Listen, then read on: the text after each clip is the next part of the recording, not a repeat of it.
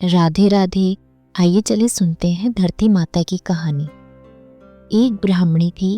वह बहुत धार्मिक महिला थी। सभी ग्रामवासी उसका बहुत सम्मान करते थे। कोई भी उसकी शरण में आता वह सबकी मदद किया करती थी। मन ही मन भगवान का स्मरण किया करती थी।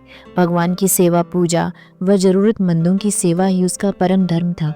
एक दिन ब्राह्मणी मरकर भगवान के घर गई। वहां जाकर बोली, मुझे बैकुंठ का रास्ता बता दो। स्वर्ग से एक दूत आया और बोला, ब्राह्मणी आपको क्या चाहिए?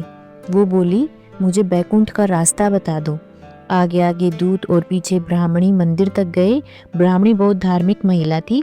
उसने बहुत दान पुण्य कर रखा था। उसे विश्वास था कि उसके लिए बैकुंठ का रास्ता अवश्य खुल जाएगा। ब्राह्मणी ने वहां जाकर देखा, वहां बड़ा सा मंदिर, सोने का सिंहासन, हीरे मोती से जड़ी छतरी थी।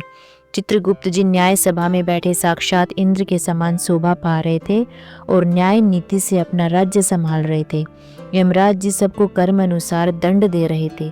ब्राह्मणी ने जाकर प्रणाम किया और बोली, मुझे बैकुंठ जाना है। चित्रगुप्त ने लेख सुनाया और कहा कि ब्राह्मणी, तूने सब धर्म किए परंतु धरती माता की कहानी नहीं सुनी, इसलिए तुम्हारे सिर पर धरती माता का कर्ज है।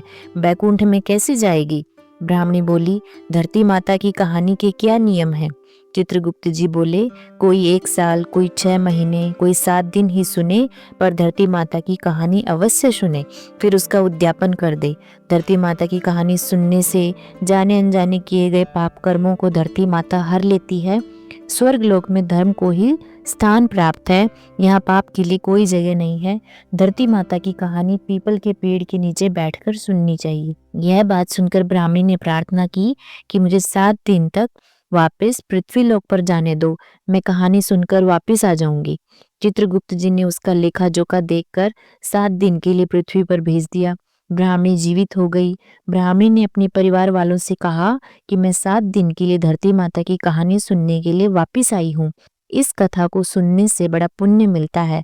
उसने पीपल के पेड़ के नीचे बैठकर परिवार के साथ 7 दिन तक धरती माता की कथा सुनी। 7 दिन पूरे होने पर वापस धर्मराज जी का बुलावा आया और ब्राह्मणी को वैकुंठ में श्री हरि के चरणों में स्थान प्राप्त हुआ। तो जो कोई भी प्राणी धरती माता की कहानी सुनता है, मृत्यु के समय सभी पाप कर्म धरती माता हर लेती है, वह प्राणी बैकुंठ में स्थान प्राप्त होता है।